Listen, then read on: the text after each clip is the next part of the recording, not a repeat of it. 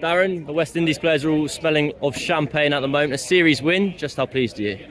Yeah, well, victory smells good, whether you celebrate it with champagne, but look, credit to the boys, the way they went out and played. It was a keenly contested series,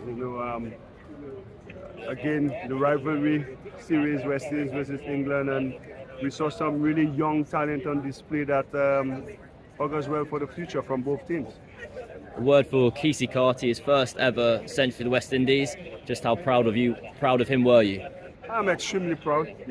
Since I took over the job, we gave him a role. We told him number 3 position would be his, and the work that he's put in, especially in 2024, the numbers speaks for itself.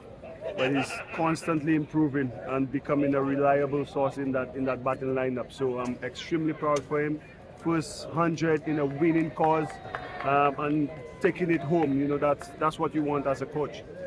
From everyone I've spoken to around West Indies cricket, everyone mentions how good your own man management is, and the way you have conversations with these players that getting back into playing for the West Indies and wanting to play for the West Indies. How have you found the role over the last year, 18 months?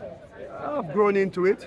Still a lot of work to be done, but one that I'm quite passionate about. I never saw myself as a coach, but since now I've taken on the job, it's been great.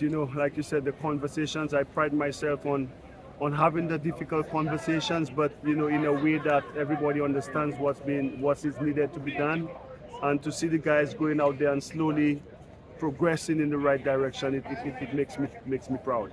In terms of those difficult conversations, have you had a chance to chat with Alzari yet? Is everyone friends again?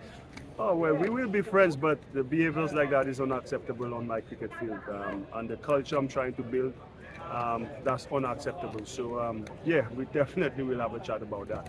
And what does that look like kind of moving forward? The squad for the T20s hasn't been announced yet. Are you guys expecting a lot of change? I'm not asking you to say if you're dropping Alzari or anything. Are we going to see some changes in faces? Look, if you notice, we got a couple of senior players who was not in Sri Lanka. We expect them to be back, but yeah, our T20 team is our most successful team and our most settled team. So yes, we incorporate some new guys, to give them that exposure. But our T20 team normally picks itself. For the ODI series, in terms of this group, you're obviously not in the Champions Trophy, so the next major tournament's a fair while away. Oh yeah. How do you keep the motivation in this group? What's next on the agenda? Well, we got Bangladesh at the end of the year for Christmas, and then we have a long break internationally. But it's conversations, myself and the director of cricket, trying to keep our ODI squad with the hope of automatic qualifications for World Cup 2027. We're going to continue doing that. Have some camps, keep guys active. Try to get other avenues where they could continue playing the 50 over format. But yeah, this group, what we started in the last game in Sri Lanka, the way the batting has really come along and giving our bowlers something to work with. It's been incredible. And for me, it's just understanding what the process is.